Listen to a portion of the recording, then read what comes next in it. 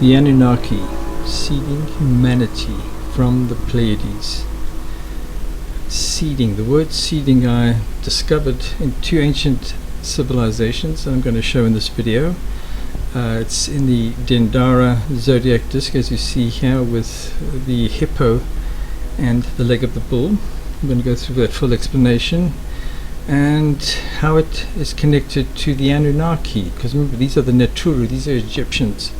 But the Anunnaki story is tied to Mithras. Mithras severing the leg of the bull, and you'll see there's a cosmic serpent that goes down to the bull's male anatomy and seeds our solar system, which is identified with Scorpio, exactly as it does in the Dendera disc. We're talking about the Anunnaki here, those that came from the heavens. How does that connect to Mithras? Well, it all starts here. Mitra became Mithras. So an ancient Anunnaki deity became the legend that the ancient Romans adopted as Mithras. You'll see that in the full documentary here. The most important thing about all my work is I find the star map of the ancients coming from the stars of the Pleiades in every ancient civilization. The grand conclusion is we are all descendants of the Anunnaki, of the Kudurru, of whatever name you want to give them in every ancient civilization. This is a good thing. There's no bad alien agenda here. They are returning. We need to be prepared for 2027. We'll start with my 2012 interpretation. Here I'm in Germany looking at an ancient statue of Mithras with the bull. Part of the arm and the knife is missing. I'll fill that in. I'll take it from here. I'm in Welzheim in Germany. Mithric religion. The entity that represents an important deity is in the position of cutting off the leg of the bull. There's the leg. There are star constellations. You can see Scorpio down here, this cosmic serpent, and the reason he's cutting off that bull's leg is to set it free in the heavens, because the Pleiades and Taurus are found behind the bull's head, and this is the event of cutting off the leg of the bull. The identity of Lady Liberty is now at hand. This is part one of a part two video series. Watch very closely. There's no artistic license here. This is exactly the appearance if it were a real person. The color of the hair I've purposely shown as white. You'll see why in a few minutes. Let's reverse that back now. We'll see it closely. Look also at the bottom part of the hair. It's not really hair. It's some sort of a ribbon.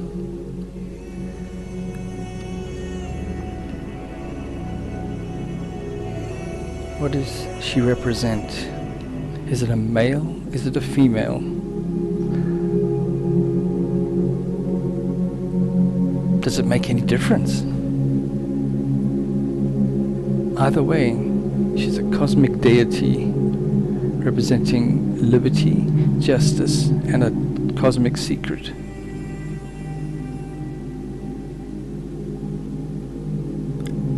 The neckline is very masculine. Is that a coincidence? Let's take off the crown. You'll see now the white hair and that ribbon. Let's remove the ribbon, make it a short ribbon. She's holding the Declaration of Independence legal document. This is a barrister wig, a legal representation of liberty and justice. Look at the arm closely now.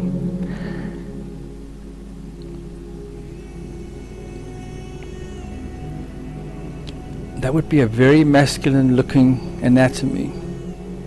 The gender appears to be suggesting that it is a male. Why? Perhaps because of this. That is the name of a cap called a Perugian cap, or a liberty cap, that was supposed to have this in the design, where the crown will meld in with this cap, the secret of Lady Liberty. Now look at the color of the clothing. We recognize that in history.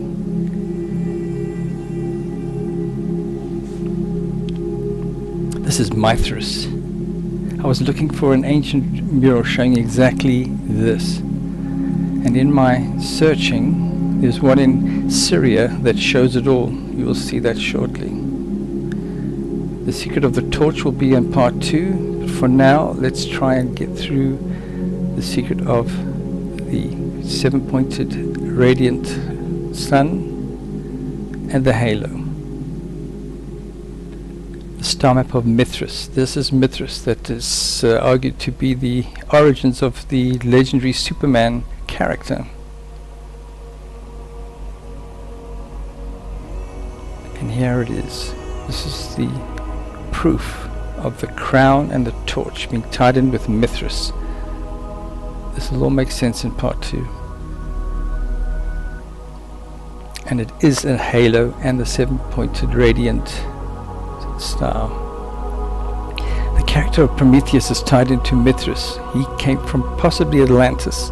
I'm going to cover the origins of Mithra, Mithras and Mitra, and the real horses of Helios, the Colossus of Rhodes. It really looked a lot like that. It was a liberty statue.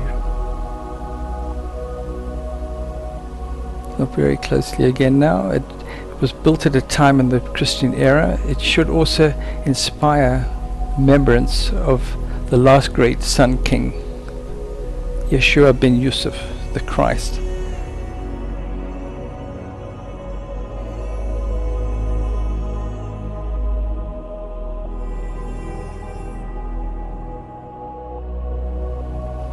The Christian part of it has a huge part to play because he is also tied in with his Bethlehem star, a secret of our human origins. So it's the connection to Prometheus and Mithras and an ancient star map that shows the meaning of the 7-pointed radiant star. The human DNA code is tied into it as well. We'll cover that in part 2. I think she's feminine. Lady Liberty, she has a goddess with the same crown with the chains. She's chained. Her secret was hidden. Liberty has broken chains at her feet. Now the severing of the leg of the bull needs to be understood. Scholars do not believe what I'm saying. It's severing the leg, not killing the bull. Watch very closely. You can see how the knife is aimed at the top of the thigh. It severs the actual leg to become a star constellation of the Pleiades. This is a cosmic bull. This is all in the heavens. Let's watch it closely.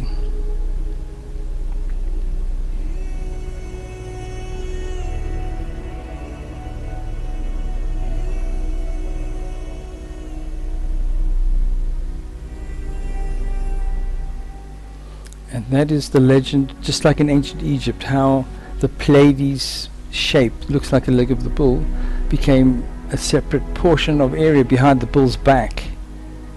And you'll see the 3 suns with the cape of Mithras. And here is the actual proof that it became stars on the back of Mithras, on the back of the bull. You'll look at the star map closely. It's very, very definitive. Just like in the temple of Hathor in Dendera, the bull shows its secret sun star and crescent world on its back. And look how it's a mirror reflection of Taurus. There is the bull's leg on the back. How it became the star map. All very important clues of beginnings of Adam and Eve, humanity. Star map New York, star map Sweden. All using the same leg of the bull, ancient legend. You can see she holds the leg of the bull on her lap. We'll decode that. So there's a lot more to Lady Liberty than people think. You need to see the full story. Just look for part 2. Look for this image.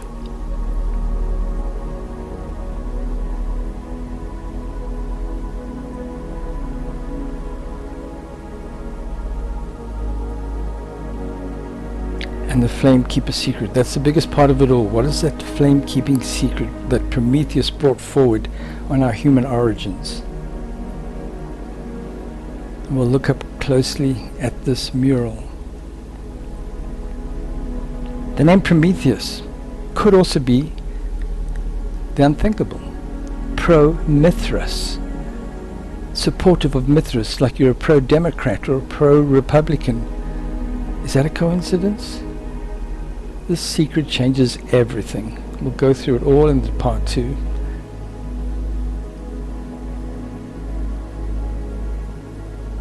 And hopefully people can join me in my quest to become flamekeepers. It's time to look at the Dendera Zodiac disk again. It has my ancient alien star map.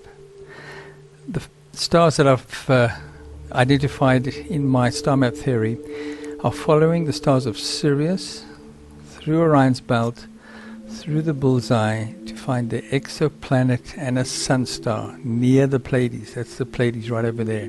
So knowing those stars, the Dendera disk shows Sirius with this little Horus and looks like a fish beneath it. That is the symbol for Sirius, scholars have agreed.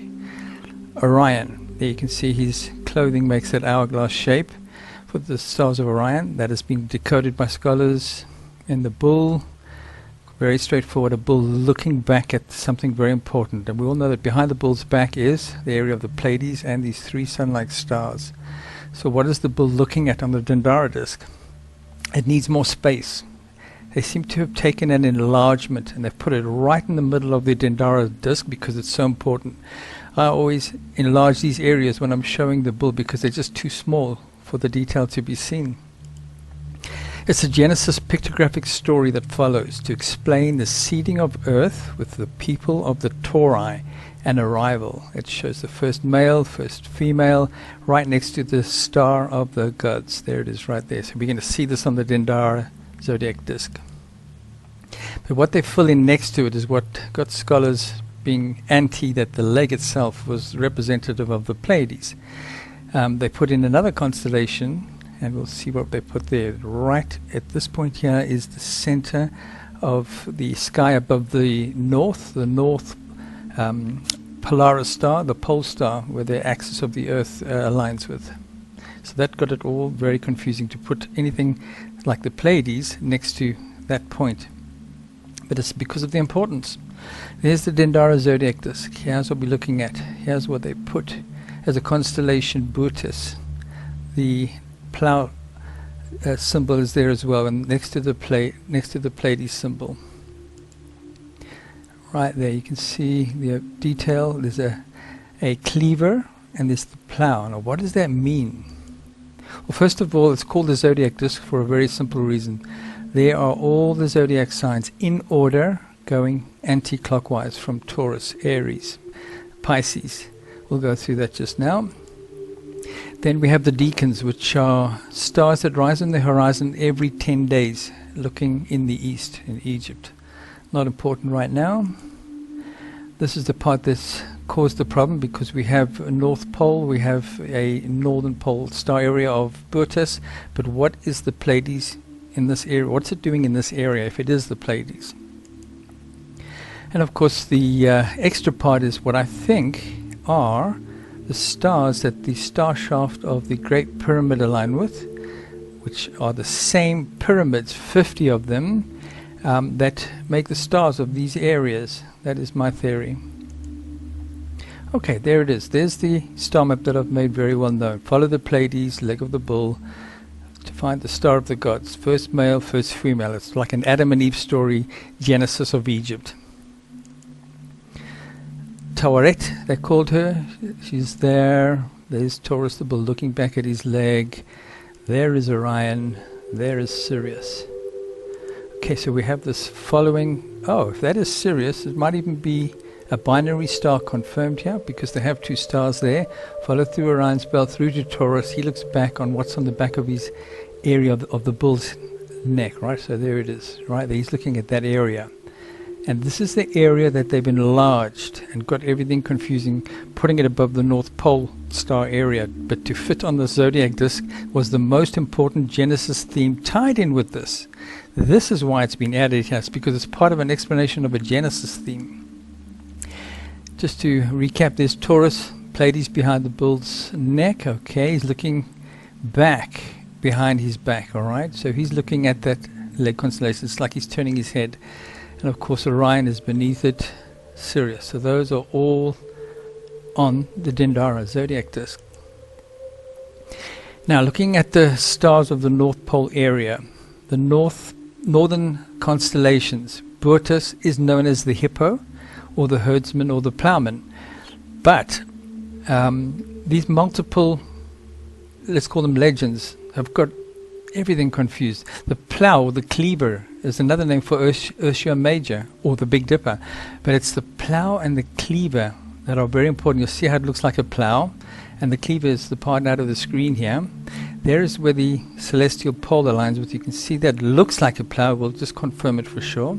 And there is a cleaver as well. This Genesis deity called Taweret is either goddess of childbirth or bringing forth all children to the earth in colonization. We're going to review that very importantly. But she's trying to tell a story holding awkwardly two things over what I believe was the celestial pole, being the Big Dipper. Now that's something completely new as well. There is the center of the Dendera Zodiac disc. The plow is in the middle. Okay, more detail. You see now that the leg of the bull is placed in the middle of it. So this is telling the story about the leg of the bull, and it coincidentally suits the stars that are over the North Pole axis. But there's more to Taweret. Taweret is also shown here with what I believe is the human DNA code tying to this leg of the bull, teaching about the Genesis story. She is teaching about Genesis. And Orion is shown here following his stars of this belt to this leg of the bull, bull crown, okay, 7 stars, okay, and a sun star behind the head. And it is the leg of the bull as the Pleiades. I've shown from one coffin lid here. Look at the star match. Another coffin lid just shows it generally, but it's the most important part of the heavens to the ancient Egyptians, spoken of as the 7 eternal stars. So there we have it. Okay, so looking now at the detail around that leg of the bull, it has 7 components in all. This is quite amazing. And Taurus, looking back at itself, these names are for the 7 stars, in my opinion, of Taurus. We also have 2 other stars. We have a trinity, a solar trinity taking place here. Looking closer at this area as well, you'll see just now the detail above here. There's even more story down here. But yes, I'm sure it's the leg of the bull as the Pleiades. The man wears the bull crown. The female, which is also the constellation Virgo on the zodiac aspect, shows the star on his staff with a bull above it and the bird on top of it, Horus, to found civilization. There are those 3 sun-like stars right there, in my opinion, and the bull looking back at his leg that has been severed. Our sun, I believe, is down here on the ecliptic because it's on the zodiac path with its position when viewed from the leg. In other words, viewing from the Pleiades, the sun is in the pincers of Scorpio. Now the cleaver is pointing down to the Genesis deities down here, first male and first female. There's a clue already with that alone. It's not just the leg that shows the way to the star. Maybe the cleaver with a very large arc in the sky does the same thing. We'll measure that as well. There's the zodiac disc. Let's go right in now to all the zodiac stars: Taurus, Aries, Pisces, Aquarius, Capricorn, Sagittarius, then Scorpio, Libra, Virgo, Leo, Cancer, Gemini.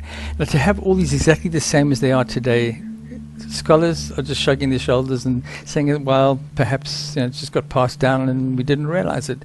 But there's another bit here. There's the sun, as I said, in the pincers of Scorpio, and I think our moon is shown on the zodiac because they're all on the ecliptic. And the 7 names for the 7 stars, I believe, incorporates the bull. So if there's any question, okay, the scholars say yes, Taurus, okay, fine, a bull is Taurus. This bull symbology in the whole of ancient Egypt is Taurus because it's part of the naming of this leg, which is a bull's leg and tied to the actual bull itself.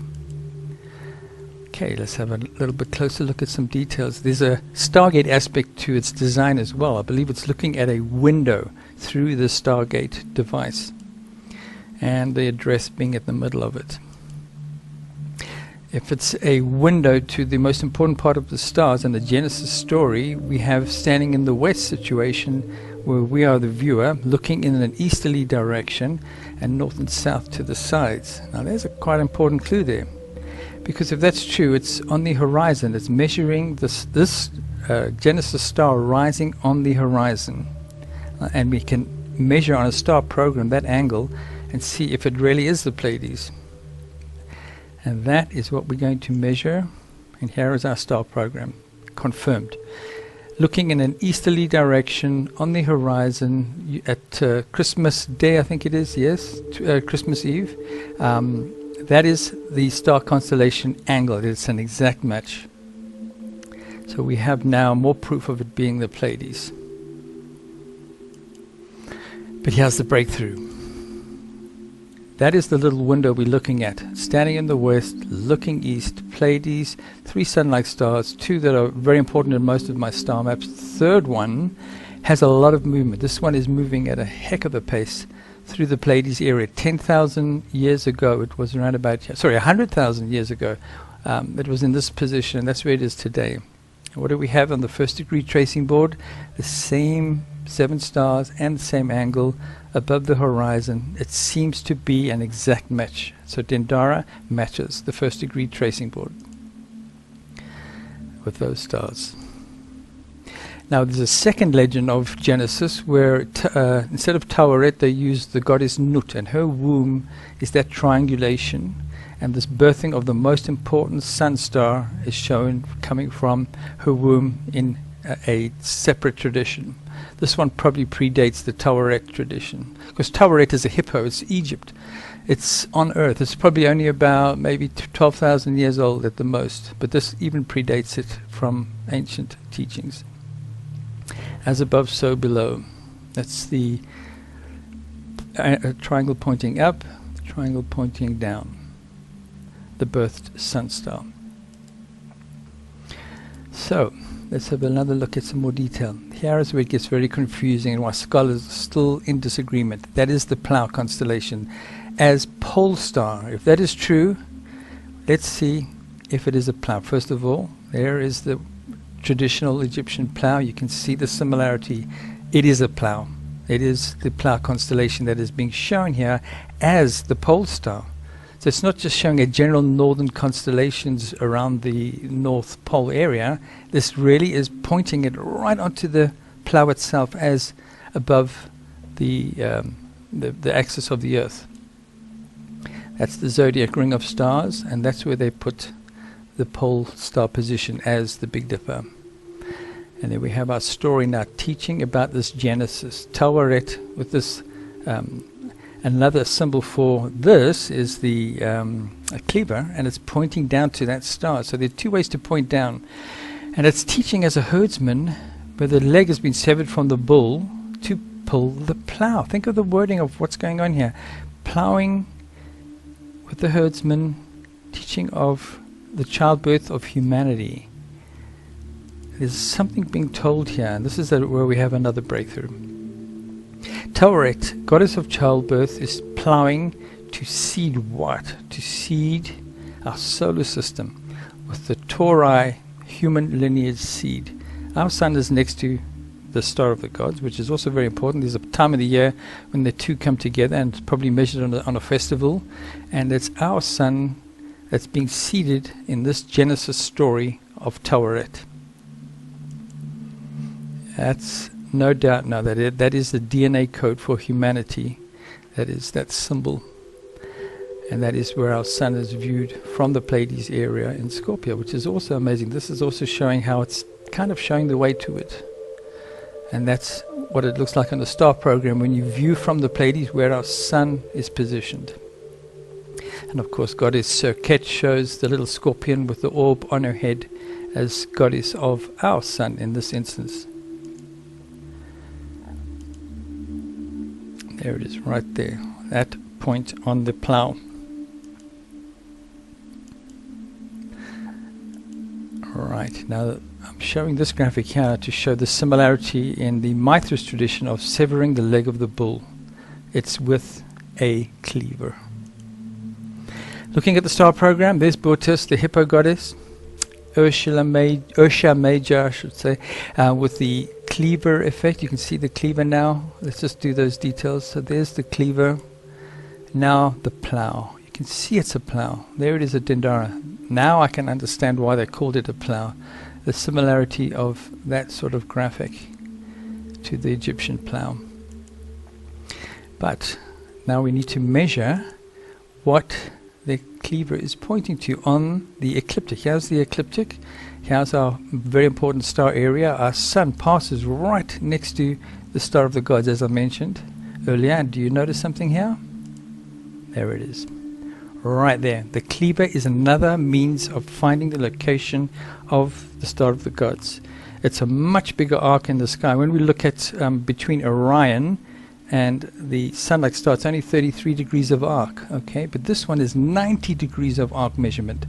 90 and 33 degrees of arc. There's Orion there filled in.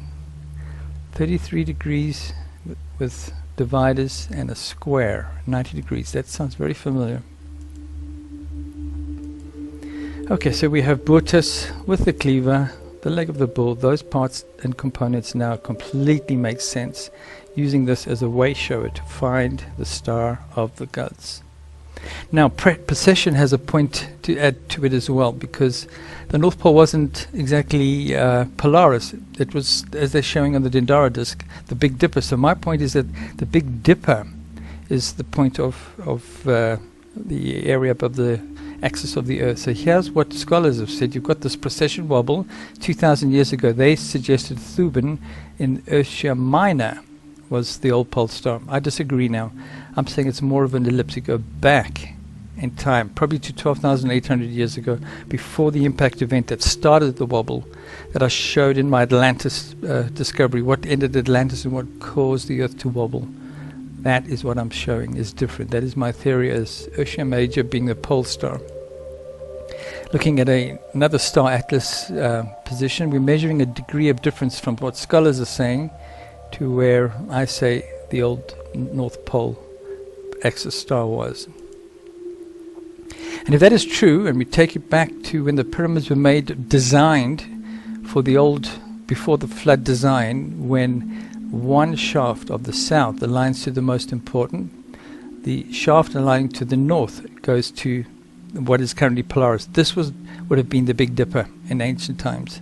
So what we're looking at really is the north and the south alignments, and this north alignment is the one I say is with the Big Dipper. But what is the south scan? On every Earth rotation, it's a scanned field of a ring of stars around the Earth, viewed with alignments. So there's the pyramid in Africa. We are measuring celestial pole with one, and it's the southern shaft that scans around the Earth every 24 hours. You won't believe what pyramids it scans. Here's a graphic. It's scanning an area that is below the Milky Way when Ursa Major was aligning with the pole star. So that's a whole different set of stars. Sirius is there, Orion is there, Taurus is there, the Pleiades especially align with the star shaft in one rotation every day of the year. Now, the question is my theory correct? Is this the 50 pyramid layout plan in Egypt, matching the star shafts? 1/3 of it is shown here from Sirius to the Pleiades, and that's 1/4, and this is the other 3/4 scan as you go past the Pleiades through Andromeda, Pegasus, Altair, Achernar, Canopus, and then back to Sirius. It is all there. All the pyramids match that layout. It's a 360-degree layout from Sirius, Giza pyramids as Orion. The Sun Temple is the X marks the spot right in the middle of the pyramid field. Incredible correlations to compare, and I'll do all this in the 2-hour documentary. Okay, let's start from the origins of this Sun King, or the sun illuminated deity. It starts with Mithra. This was an ancient Iran relief showing the sun crown origins. What's so amazing about it is historians refer to this particular relief as a solar trinity. You see that? One big one, smaller one, and a smaller one. But there's even more on the shoulders here because all three carry all three suns. And it's the same as the Genesis stone, which is from the same area, obviously. It's a Trinity artifact from the Berlin Museum, Kudurru VA 3031. There's cosmic serpents in here as well, and I'm going to be reasoning that, why they hold this ring. Just like on the back of this artifact, the deity is holding the ring, the bull's eye stargate.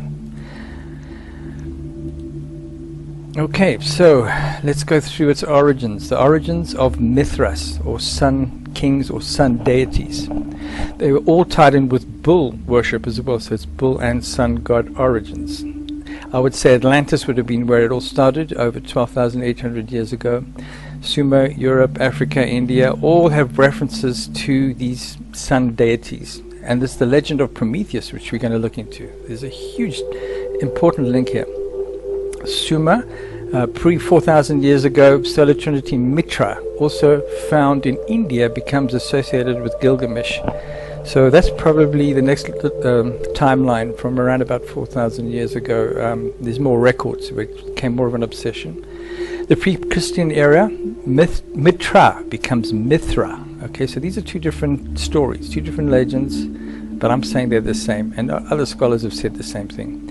Associated with Helios and a pantheon of named gods, and some say includes the Christ. While I mentioned such a sensitive subject, take this image for example. This comes from a historical painting of the Christ with 3 sun halos, and it's got a stargate with it and a sacred feminine deity passing through. That's all in the big documentary.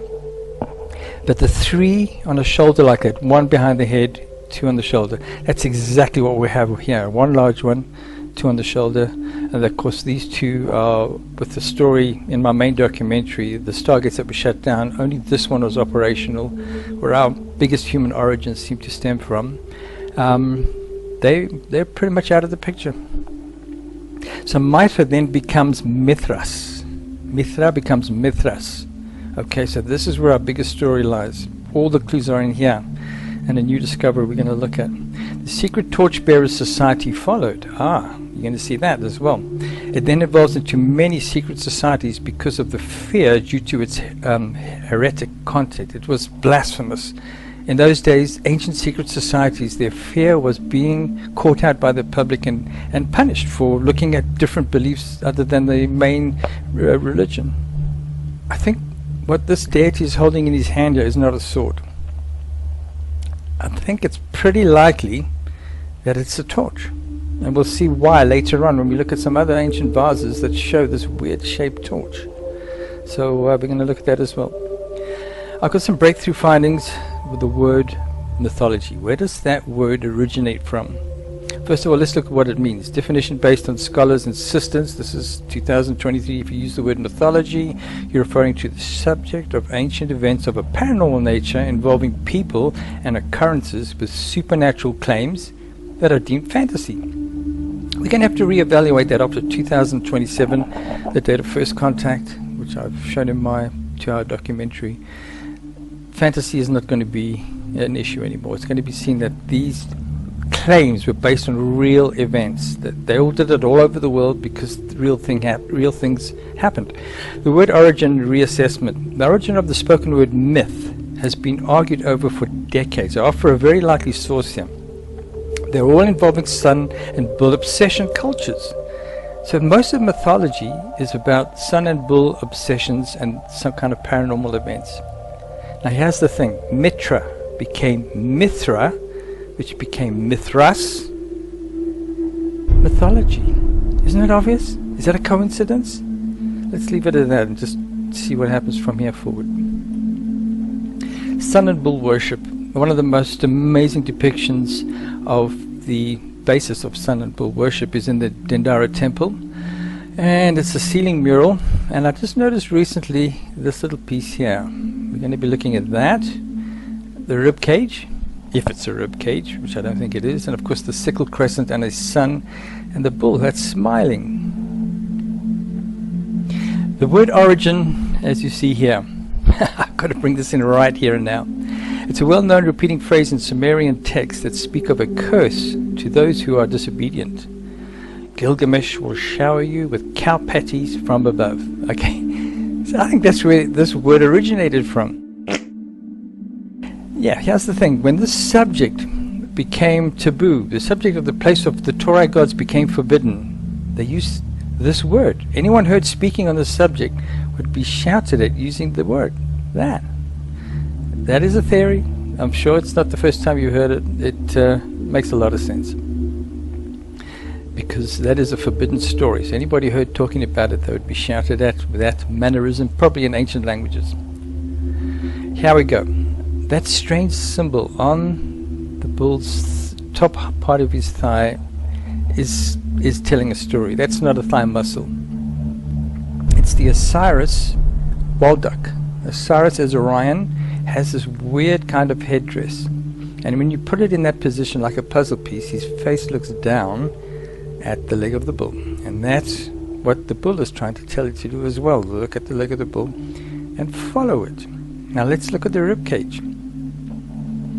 Three that are spaced equally could be a rib cage, but then when it does this, there's something else happening here. It's literally like a shockwave coming off this leg of the bull to go in that direction.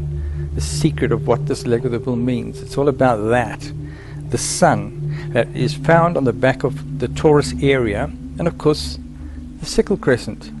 And I explain in astronomy, astronomical stories, the only way you get a sickle crescent is like in an eclipse with the moon and the sun, and in this case an exoplanet and a sun. You will have this unique sickle-shaped crescent. It does not happen in moon phases at all, so references to this being the moon, it's fake, not true. There's an amazing extra piece of information here with the Osiris Waldock that is shown on the Taurus bull thigh as a way shower to find the star of the gods. The hat itself is actually showing the way. It's saying that Orion, if this is the representation of Orion, as we see in the Dendera Zodiac disc, Orion was Osiris with his Waldock, as you follow from Sirius, double binary star, through the belt of Orion, through to Taurus, and then the Taurus bull is turning his head to look at what is on the back of the bull, and then they enlarge it on the Dendera disc. That's a whole story on its own in my 2-hour documentary. So Osiris is actually showing the way to the star of the gods. So it's either using Orion or using the bull's leg. And that's pretty much the Dendera bull telling his biggest secret there. So there's Taurus, there's that main beast sort of shape formation, the bull's eye. The leg of the bull is that star formation that is the myth of the leg being severed in the Mithras cult, the severing the leg of the bull and it set it free, and it's that little shape in the heavens, that little constellation shape, and you follow the alignment to find an exoplanet and a sun-like star, which is a real sun-like star, HD 283271. So that's part of it, and then of course there's the Orion's belt following to find that sun-like star. You either use the leg of the bull or following through from Orion's belt through the bull's eye, shooting an arrow through the bull's eye. That is the legend of the arrow and the bull's eye, in my opinion. I'm sure it's pretty obvious that that started it. When you're talking about shooting an arrow at the bull's eye, it's the secret of our human origins. If anybody's watching the Apple TV series called Silo, you'll see in episode 7, this titled episode, The Flamekeeper.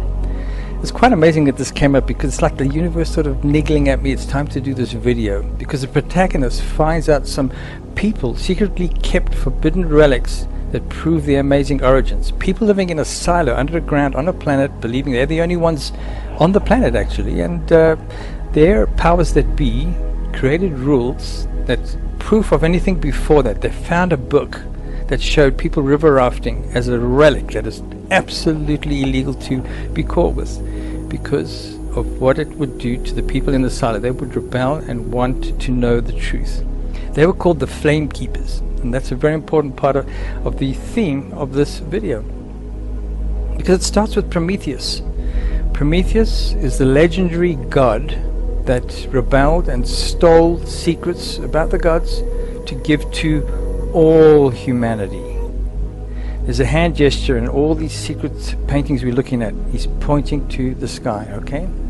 He's holding a torch. He is a torch bearer. This is the first torch bearer right here, and I would say from Atlantis. The secret of human angelic origins, the bloodline, and the secret origin and the path of the soul. It's both the spiritual and bloodline secrets that he wanted to bring forward to all humanity. What went wrong there? You know exactly what went wrong. And I'll show you in the next slide. First of all, I think he came from Atlantis, as my new Atlantis book is documenting. But this secret to all humanity became something only for 1%. He was intending it for the 99% as well. Looking at some paintings that are encoded. This particular one, I've got the definition of where it came from down here. There's a caduceus, which is a symbol for the tree of life, the winged disc. It should be a round object on the top with the flies, the cosmic serpents. This is all part of a secret. The rainbow bridge, like Norse mythology. What we have here is an angel with a star crown and a torch. And this is supposed to be Helios, again, with these arrows. There's an encoded story in here. There's a lot more happening here.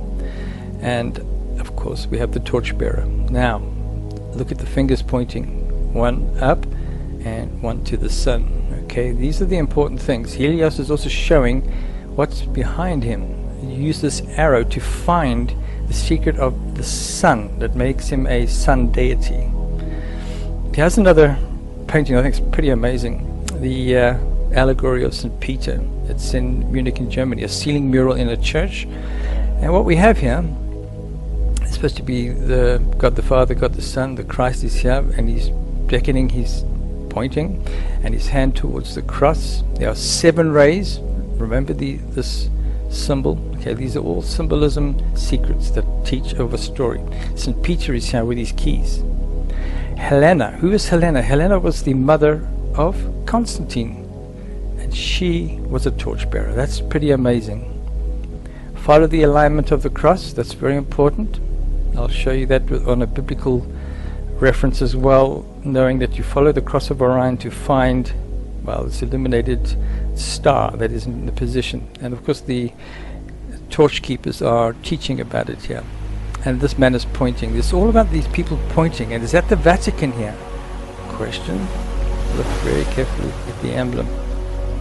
Okay, what we have here is it's the 1892 Bible that actually shows Orion as the cross of the churches, in my opinion, and I've decoded it on the 2-hour documentary. Follow that alignment of the cross to a cluster of stars, and then it's the story of Jacob's ladder and what comes down from it. You'll see how important that is in the documentary about the bloodline from the people following from Orion's belt through to that. Okay, so that cross alignment to the torch is not a surprise at all. Looking up close, Constantine is pointing and he's putting one hand on his heart as if to say, my opinion, and then there's this. What is this eagle and the globus cruciger actually saying? 7 rays of light, you saw that, okay. It's the emblem of the Vatican. He is pointing to the Vatican, so that is that secret. This is the story of the Vatican. There's something secret about the star knowledge with the Vatican. And Constantine is pointing to the eagle. Now I'm going to enhance this area right here. The symbol of the eagle in all my ancient artifacts I've found so far is to symbolize the founding of civilization. And if that's true, the founding civilizations have their claw over the secret of the orb and the cross. This is the earth turning while the cross is steady in the heavens, because it's the Orion constellation. And that is in the 2-hour documentary, so you need to obviously see more about that in the big documentary. Here's a coin that shows Constantine's basic interest in when he first started. This is his name here, Constantine. Okay, so this is a Constantine coin. There's a lot happening here. Scholars are saying that he is shown with a sun deity, Helios or Mithras, you can decide. And he has a rod, I don't think it's a sword in this case, pointing to his cross in the heavens. So let's see now what is on his shield. That's where the secret lies, right there. The rod's secret clue shows the way. Is it Sun Invictus? Is it Mithras? Is it Helios? Well, here's how you can see for yourself. They're the 4 horses.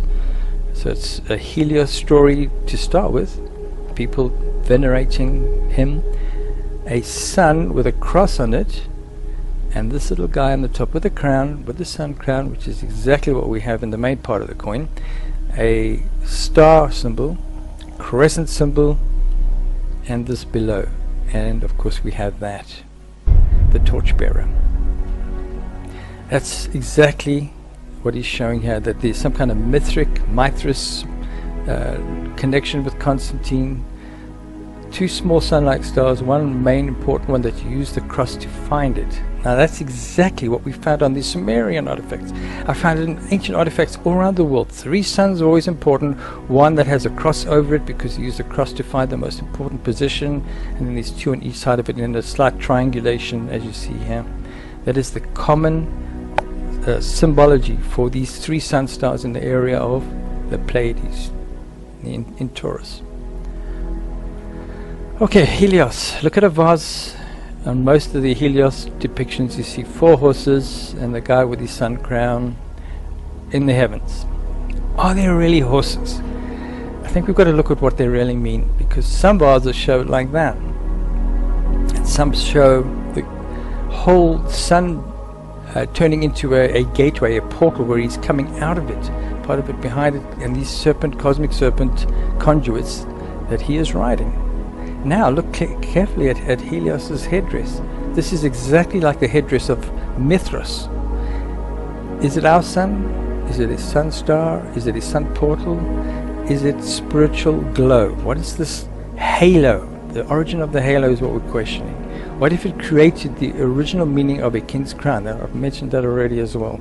Definitely yes, but it's definitely, in my opinion, a sun-like star and a halo of great wisdom and knowledge and enlightenment.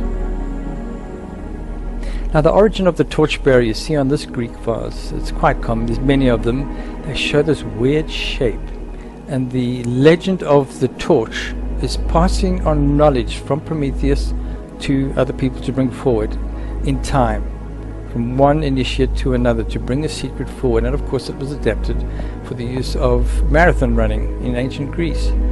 But look at the shape of this weird torch. It's exactly what we saw earlier on with the Mithra torch. So it's probably a torch. So he has his sun crown and his torch. That's quite important, because I hadn't found one until then of the 2 together, with a torch and sun crown. Okay, so that's that one. Now Hercules legends sometimes depict him with a cosmic bull, and he is a torch bearer. He is carrying the torch as well. So the Hercules story is tied to Prometheus, and he's pointing again. Don't forget those secret symbols. It's as if the bull is trying to point as well, but in this case, just take it for granted, there are many deities that are promoting the bull of the sky, the Taurus constellation. And in my 2-hour documentary I go through the star map very carefully. Basically what it's showing is Mithras severing the leg of the bull.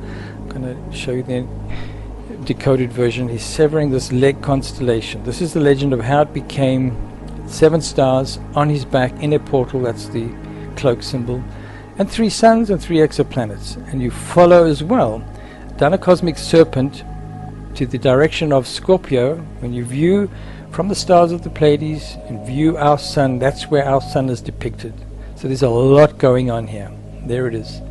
That is a cosmic serpent there, and it's Mithras severing the leg of the bull. It's a star map, and it's a big part of the 2-hour documentary, and you'll see why. This is the way you follow from the bull's leg to find the primary Sol 1 in that triangulation.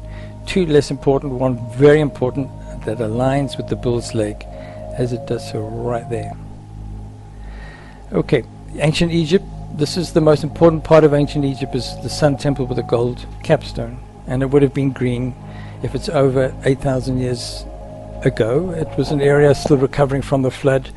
It would have been just like that, and laid out, no doubt, in the shape of a bull's leg.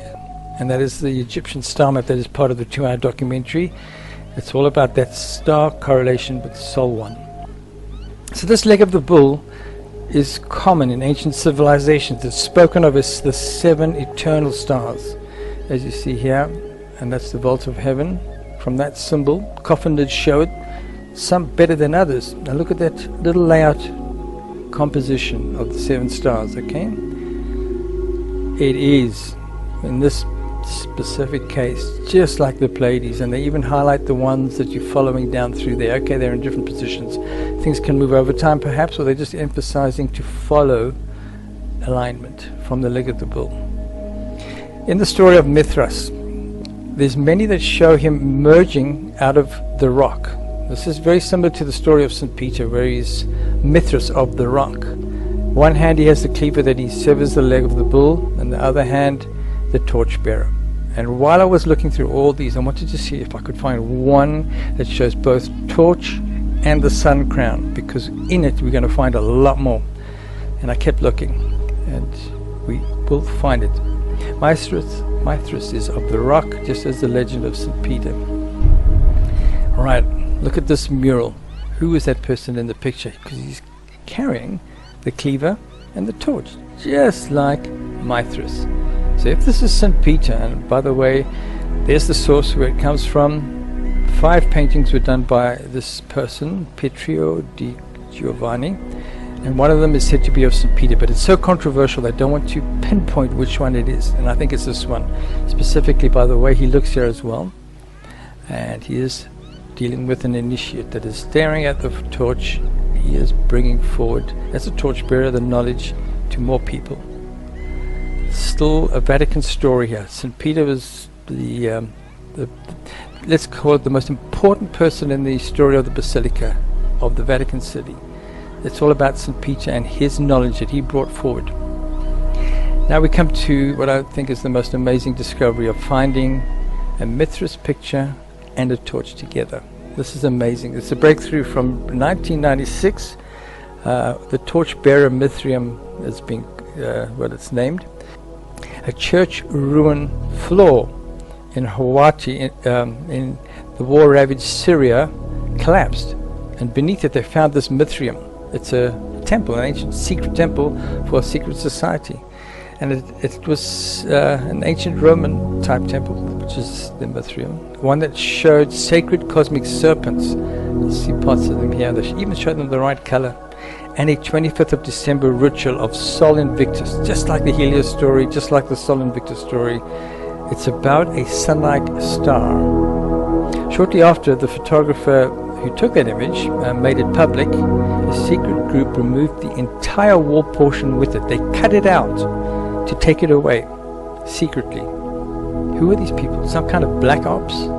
It showed something forbidden, and that is the biggest clue. And that's what really got the conspiracy theories going. That's what it shows. Wow.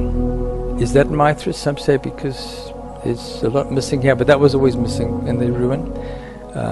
He has the arrow to show the way, and some say, but that is Mithras, yeah, because he's got his red cloak, and he is the one ordaining a follower, an initiate with sacred knowledge. He has his hands open in receiving his anointing, his initiation.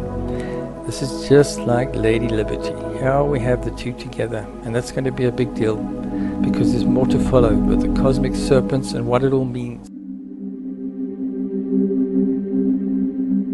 Robert Flood, famous Rosicrucian, has this amazing ancient document that he has pieced together from ancient records somewhere. The sacred feminine is shown here, chained to the heavens. There's a Hebrew name there for perhaps God. Chaining its one arm, and then the other arm, it is chaining a secret about the apes on planet Earth, an invasion of planet Earth, as my theory has explored recently. What I'm showing is basically this. I think this is Sophia or Nut or Baphomet. It's a sacred feminine that carries the star secret. There's the solar trinity and the Pleiades. Just have a look at that again.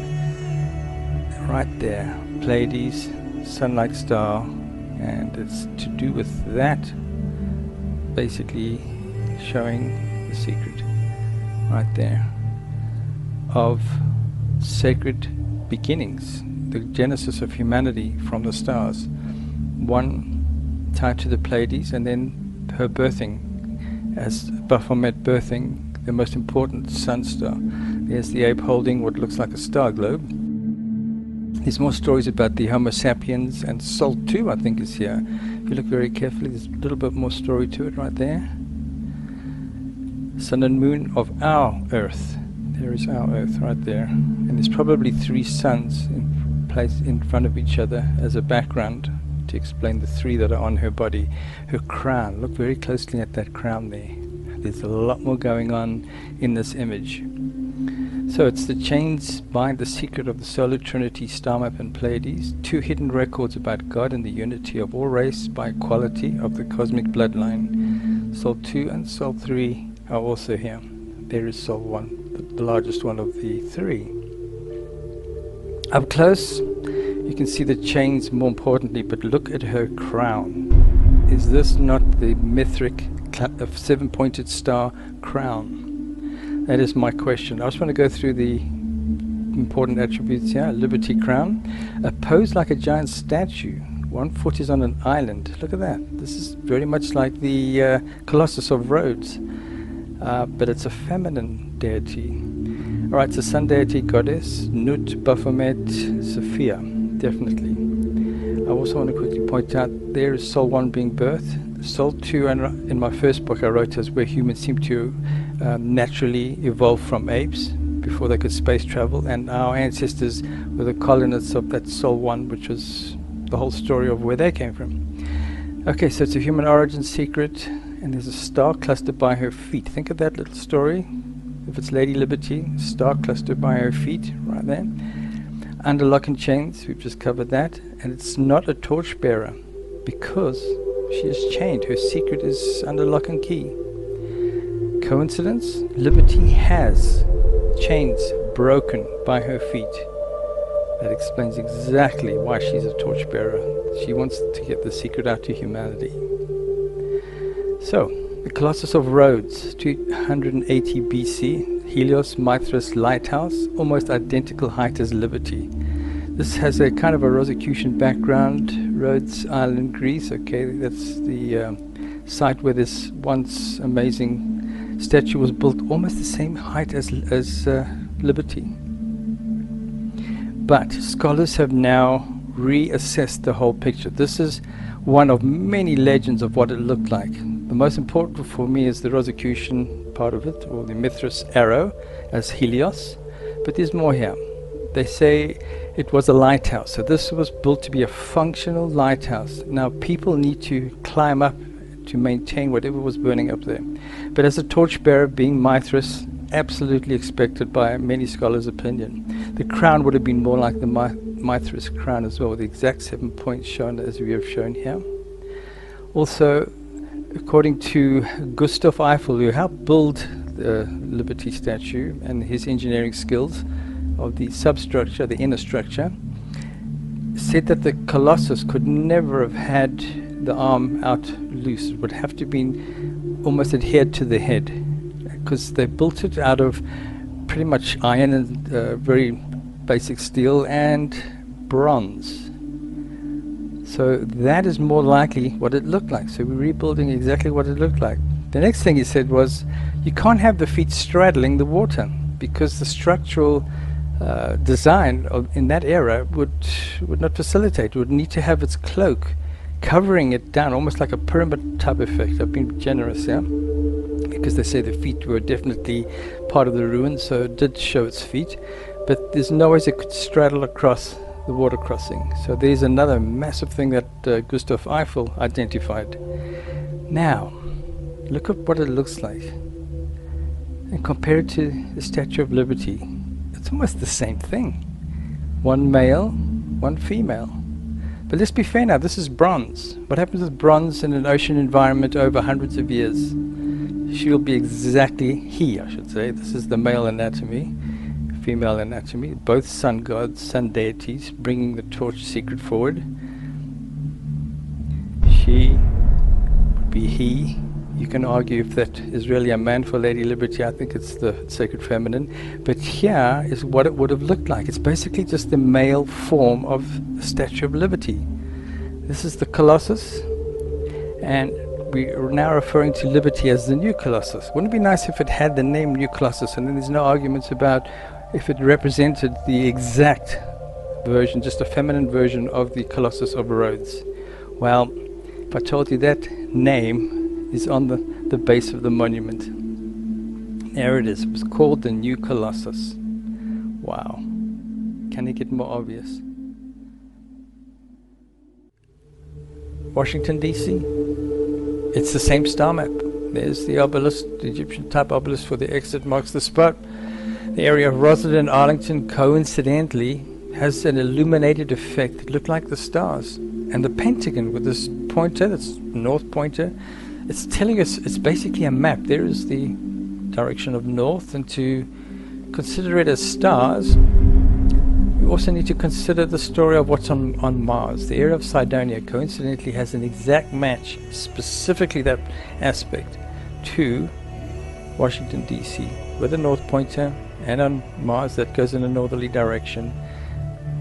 What is on Mars is almost identical to Washington, D.C. And of course the Mars star map has the most amazing correlation that just defies possibilities. It is not a coincidence. And then sun-like stars correlating accordingly here. Wow, it's still mind-blowing when I watch it in my own slideshow. The Pleiades. Rosalind and Arlington, most likely the leg of the bull, illuminating at night to show these sun-like star correlations. Wow. Stonehenge, same thing, leg of the bull. This is what it looked like in ancient times. There's probably a causeway, I put it in here, but there were also 4 little mounds shown around it with the exit marks the spot, and there's a human code geometry that fits in there. There it is there for Stonehenge. It's in the 2-hour documentary. But what I picked up recently with a satellite image I'm about to show you is this amazing geoglyph. Is it a knight with a shield, and he's got a lance showing the way to Stonehenge?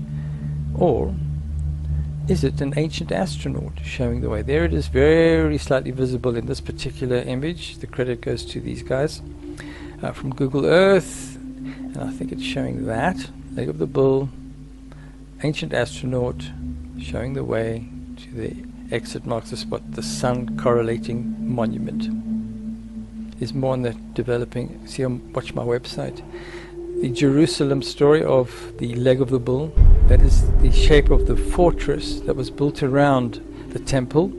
The hill of Caiaphas Palace had exactly the same monument as we find in ancient Egypt, which is gold, probably gold capped as well. Is the exit marks the spot. Lalibela has the same star map. I'm not going to go too much in these. It's in the 2-hour documentary. Leg of the bull follow to the little church that is exactly carved out as the exit marks the spot with a sun-like star. That is the place of our origins, in my opinion. Same star map, okay? And then of course my latest one, which is the Acropolis in Greece. Doesn't look like a leg of the bull there because that's how it looks now, but there's a story behind what's missing here, and you'll see it in the 2-hour documentary. And we rebuild it again from the records of an ancient cyclopean wall that was around the whole thing. And there is the exit marks the spot. Also a X-based monument where they built an observatory on it more recently. But it's quite likely they used the original base X marking the spot to build the observatory. All in the 2-hour documentary on how we reconstruct that. Star map Paris. There is the Arc de Triomphe. It has a sun pattern designed floor around it that is now very faded. But of course there is the park that is the shape of the leg of the bull. Let's call it a coincidence when you look at just this much evidence. But the whole of Star map Paris is tied in with what's down here, and that will complete the story. In Cape Town, same thing again, using a park, a garden area that's been separated from the city developments in the shape of a leg of the bull, and a star castle. The star castle of Good Hope is the exit marks the spot. Ancient knowledge brought forward as above, so below, building on the ground to match important parts of the heavens. Machu Picchu recently launched in the 2-hour documentary, leg of the bull as well, and there is a big part on the face monument hill. Now getting back to St. Peter. St. Peter is shown on top of the basilica with his finger pointing to the star castle. He is showing the secret of his key, the key of King Solomon. That is what I have decoded. Now we need to look at that star map. This is an old map of the Vatican City. Not sure the date, I think it's more recent to be honest, but still it's one of the earliest. And it's showing what I think is a star map using the key as Orion, that key depicting Orion, following Orion to that sun. That's probably what it's doing right here. And the star castle with the Bethlehem star, that this is the X that marks the spot. But that's only one little small part of the star map. We need to look at the whole of ancient Rome. And there's the human code that's in the middle of it. So that too matches what we find at Stonehenge, what we find on the Mars star map, an exact, unique geometrical pattern of the human code. It's there. Now, looking at the Vatican from above, there's the key. There is the monument of Popolo and the Pantheon, both huge star markers. The 7 hills of Rome. That is why they chose to build that star castle in line with that pattern, because it coincidentally is very similar to the Pleiades. I mean, that's pretty amazing. That's that Freemason star map that we looked at earlier. I think the Freemasons should be proud of what they've got. My theory is just taking their story further, making it more majestic, and identifying really amazing things. But this is just a theory. That's all it is, just a theory until scholars come forward and do more to prove it. The Baphomet, a torchbearer. The historical Baphomet of the Templars, an encoded personification and teaching of great secrets and wisdom of humanity, bearing the torch, okay? Followers of authority and power decided her sacred knowledge was not for commoners, and they encoded her benevolence into something that was falsely demonized. If common people were caught with these demonic records, they could be charged and punished as heretics. Now, did she really have a goat head? It's a feminine person, deity. I don't think she was goat-headed. The important part here is the torch bearing, carrying the secret forward on top of her head. I think she would have looked like this, and that's why I had to redraw it completely. 3 sun-like stars, yes. One of the sun-like stars in the birth position with the tree of life, and she carries the human geometry as her knowledge, her head, her brain, her great knowledge with the torch, and the human code holding the torch pretty much explains it. So it's the sacred feminine in terms of a divine human genesis. Goddess Nut of ancient Egypt, yes. Goddess Sophia of ancient Greece, yes. The feminine creator legend of Barbelo, definitely. All these legends tie into the Baphomet. This is something that's so important and sacred, and she's using the 3 finger stance to show there are 3 heavenly bodies. But here's the thing, there's more. On her arms it says Solve Kabbalah. The old name was Pagula, and it means Kabbalah. And here's an interesting coincidence. I have a Kabbalah star map, taking the style of presenting the Pleiades in this pattern. It's common for the Pleiades to be presented as 7 dots with 1 in the middle. That's part of the Nebrida star map. Part of the Templar star map is Father, Son, and Holy Ghost. 3 sons personified. It was actually sacred feminine at one stage, with the cross underneath it to find the position of that sun-like star. And it's basically these stars we're talking about as a solar trinity. But what's amazing is the star positioning here as Orion. On the Kabbalah, they use John Dee's monad, which is the cross, a sun, and a crescent, in my opinion. And it is shown as the most important one is the one at the bottom that ties in with our reality, our sun system, and they put a cross on the sun. Not a coincidence. So it's separated there in reality, but all is one.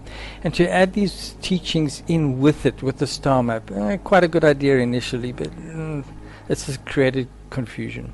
And of course, Judaism origins are behind the Kabbalah. And remember, they started with the bull and the sun disk, with the story of Moses. So is it a star map? Of course, if we have this history tied in with it, it's not a far-fetched interpretation. The Holy Grail, as I cover in the 2-hour documentary, is basically those 3 sun-like stars, the a 3 in the sky being the chalice, and the Orion cross finding the way to it, just like the Kabbalah star map.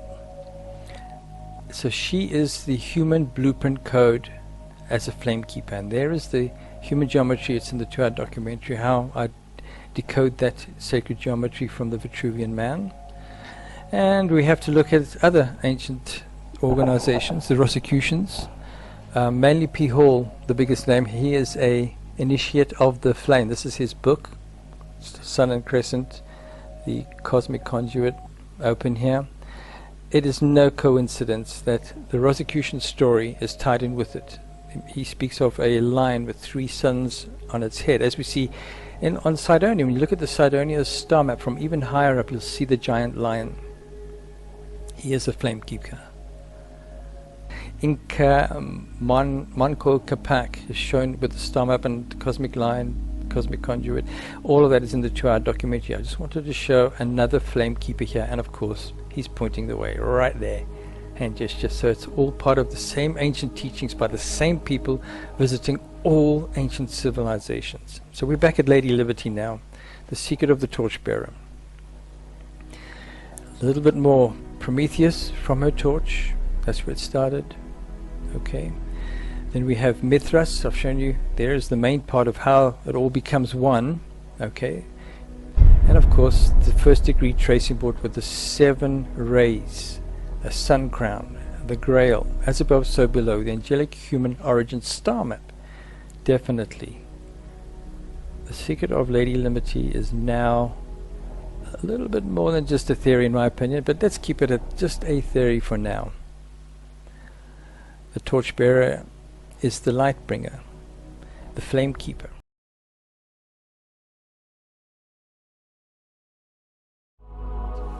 With the earlier Sumerian clay tablets' precise version of the cosmic human origin star map, and how it matched the template at Stonehenge, would come the mindset that had Herschel set out to search the Atlantic Ocean seabed.